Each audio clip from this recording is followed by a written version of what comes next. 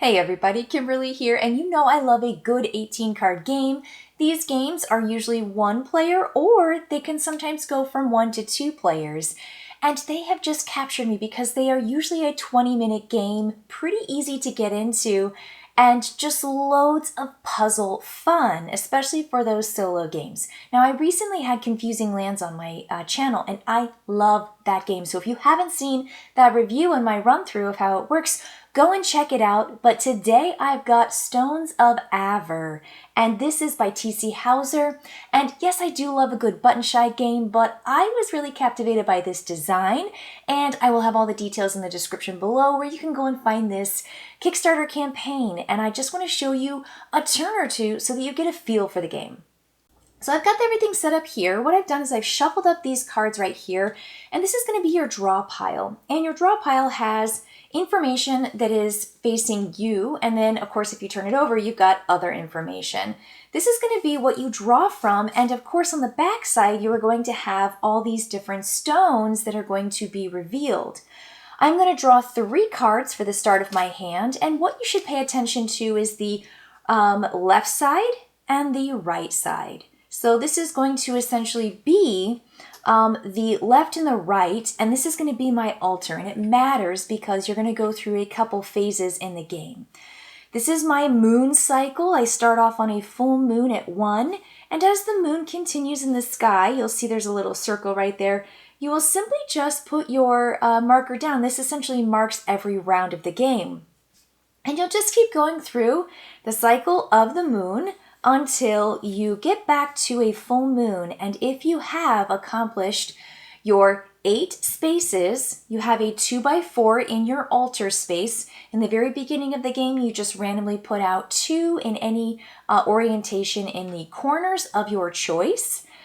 Then you have 8, and then you look at your rules, your configuration.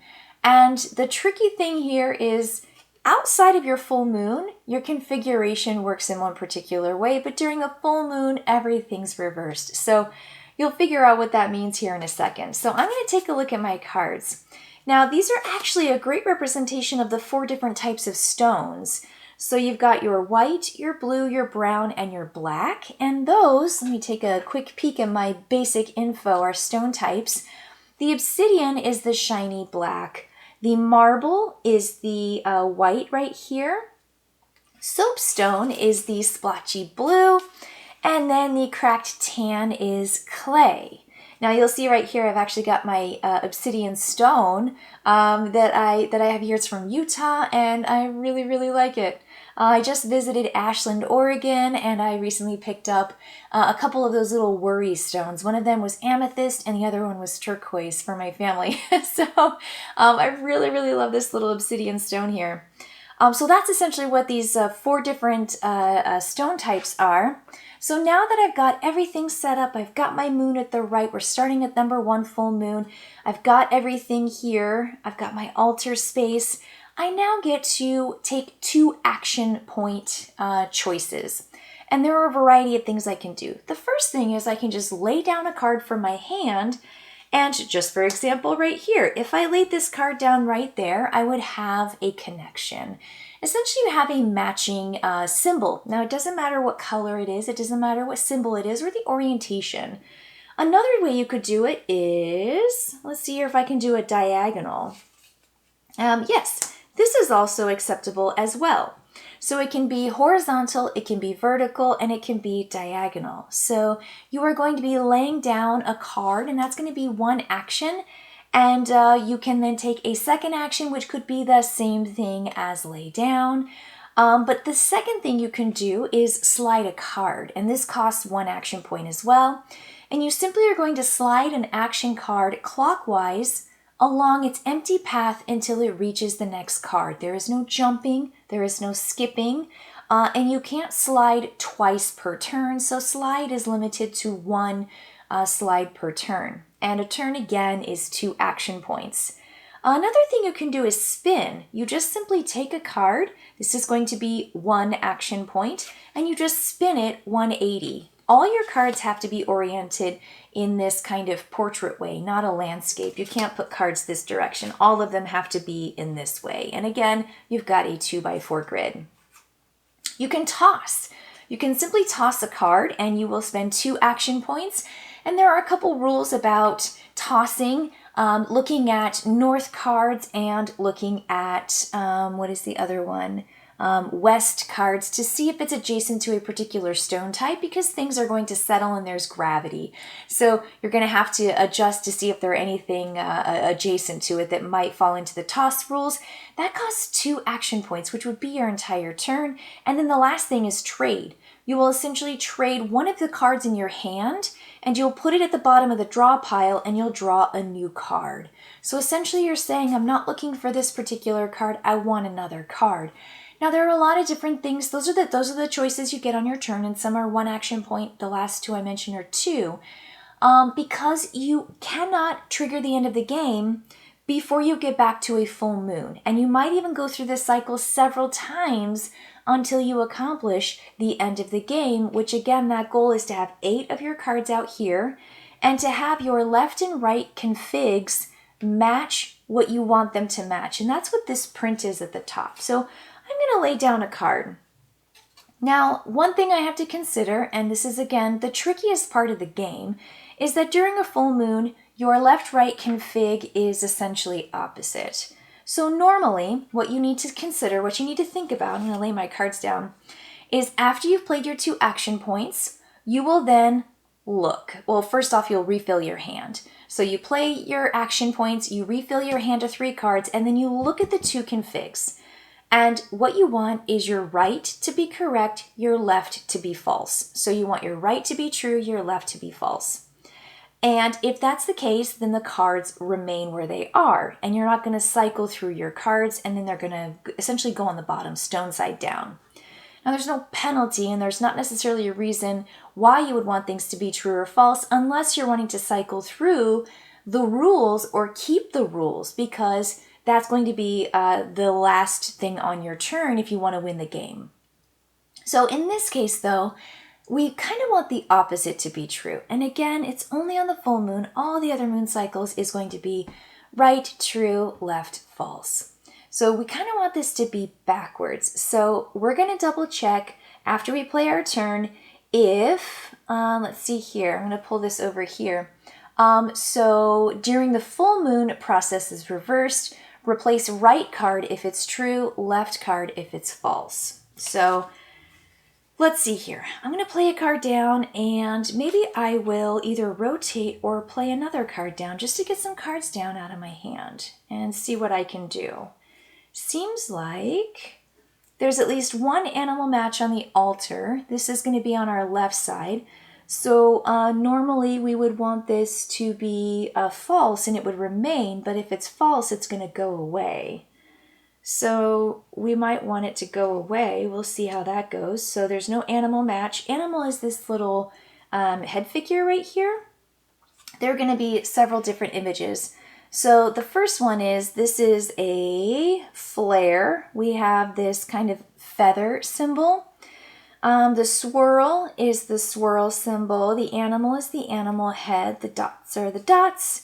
Then you've got a human hand is going to be that hand symbol. And then we've got hatch marks. And then we have mystery is this kind of like hills with a little, maybe a UFO, maybe, maybe a cloud. I'm not really sure what that image is. Okay, so I've got 1 card played down. And of course, I've got to do another action point. You always must do 2 action points. You can never short yourself those action points. Let's do this one right here. I'm going to kind of put that right there. And the way I got to do that was because I had a match here. These don't match, but this guy matches. So again, it can be diagonal, it can be horizontal, it can be vertical, and it can be any of the symbols. So now that I have 1, I'm going to refill my hand. This is step 2. And then I'm going to look out at my, here, I'll put my cards face up. I'm going to look out here and say, okay, is left false? And I'm going to say, is there 1 animal match out here? So it's false, and normally that would stay, but it's actually going to go, oops, I flipped it over. Whoopsie. I'm going to put that underneath there. And then I'm going to look at this. There are 0 soapstones in the corner, and soapstone is a splotchy blue. Well, that's true. And again, normally that would mean that this card stays, but that means that this is going to essentially go underneath the deck. And if you ever have to replace both of your configs on both sides, your left and your right, you will take the card and you will decide, do I want it to say this one or do I want it to say this one? And so the top one says there's exactly 4 obsidian stones on the altar. Wow, I only have 1. So I might want to put that on my false side so it stays out there and then I can just continually keep that one. Or I can flip it over. It says there's 9 or more swirls on the altar. Interesting. I've got 1, 2, 3, 4. I'm going to put this guy, and you get to choose which side you want to put it on. I'm going to put that on my left side, unless I want that to cycle through. Essentially getting 4 out there. Yeah, would be true at some point and then it would cycle through. So if I don't want that to be on that side, then I would essentially put it on the true side or the right side. So there's at least 2 soapstones in the top row. Do not have that. Again, those are the blue splotchy ones.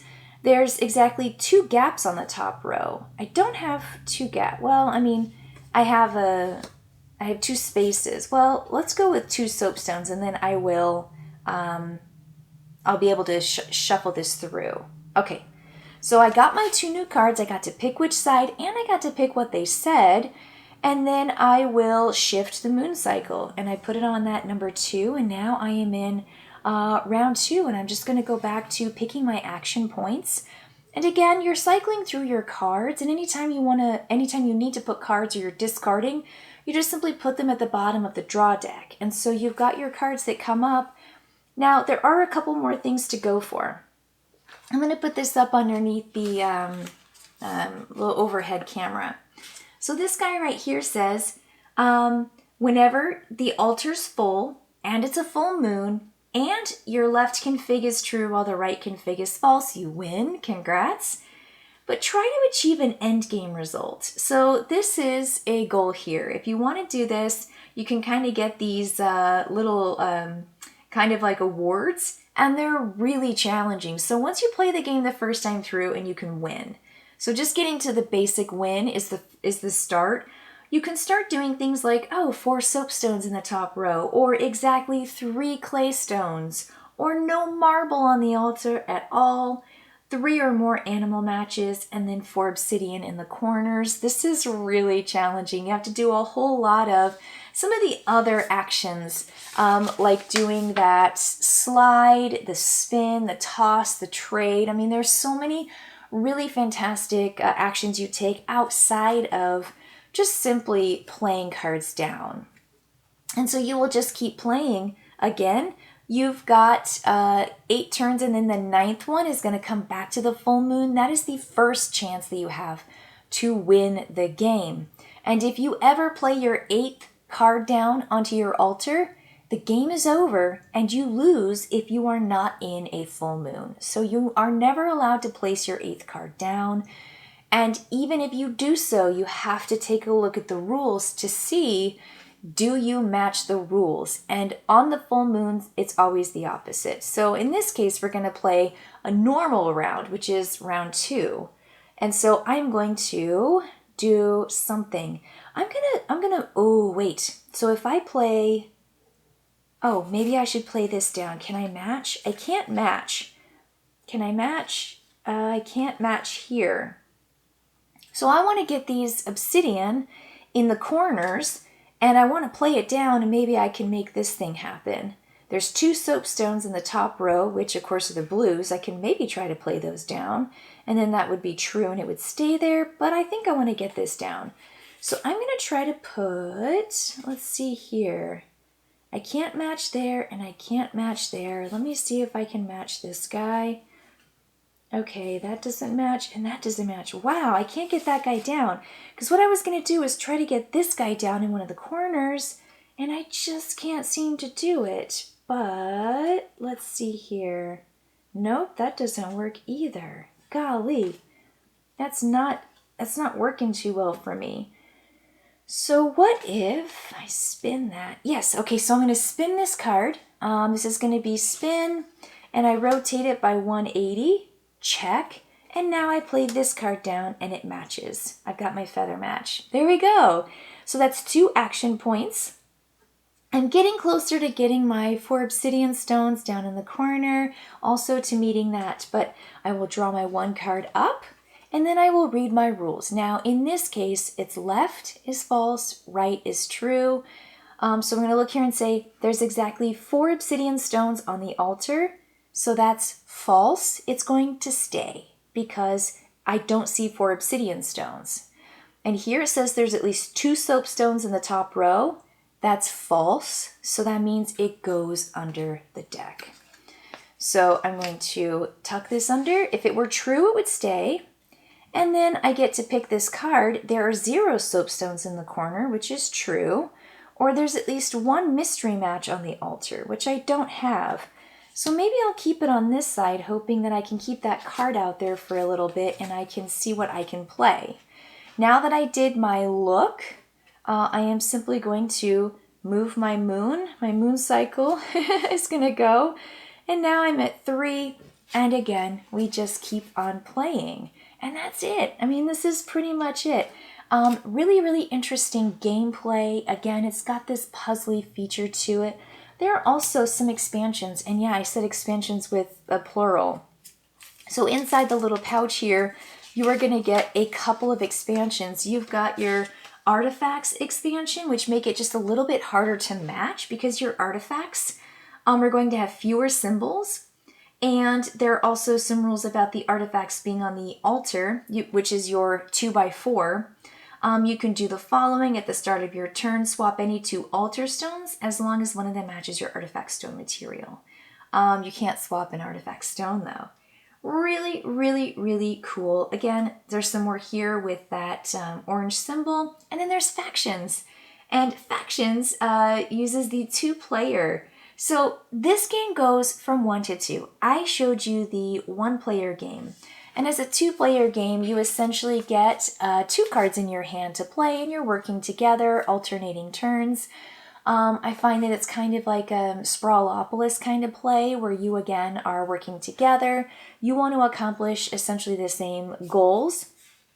And these cards are going to really, really change and kind of like give some variety to your gameplay. So the expansions, really, really good. Again, super interesting. I really, really like those,